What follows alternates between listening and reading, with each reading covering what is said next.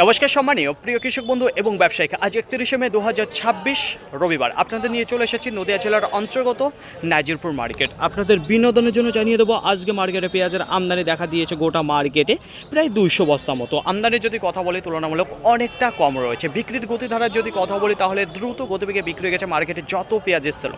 পেঁয়াজের কোয়ালিটি যদি কথা বলি তাহলে খুব একটা উন্নত মানের যে পেঁয়াজ এসেছে মার্কেটে সেটা কিন্তু দেখা যায়নি, বেশিরভাগ একটু কমা কোয়ালিটির পেঁয়াজগুলো দেখা দিয়েছে। বাজারে যদি কথা বলি তাহলে মোটামুটি এদিকেও বাইন্ডার মধ্যে সেম একই রকম দেখতে পাচ্ছি যে বেচাকেনা হয়েছে। এবার আপনাদের জানাবো সর্বপ্রথম যেখানে সালকাটা একটু দাগি যে পেঁয়াজগুলো রয়েছে হালকা মোটা সাইজে সেই কোয়ালিটির পেঁয়াজ আজকে 5 টাকা রয়েছে নিচে, তারপরে 7 টাকা রয়েছে, কিছু 8 টাকা রয়েছে, 9 টাকা রয়েছে। একটু ভালো মানের পেঁয়াজের যদি কথা বলি 10 টাকা, 11 টাকা, 12 টাকা, 13 টাকা, এই 10 টাকা থেকে 13 টাকার মধ্যে বেশিরভাগ বেচাকেনা রয়েছে। তার উপরে কি দামে বিক্রি রয়েছে 14 টাকাও রয়েছে, কিছু 15 টাকা রয়েছে, দুই একটা 16 টাকা বিক্রি হয়েছে।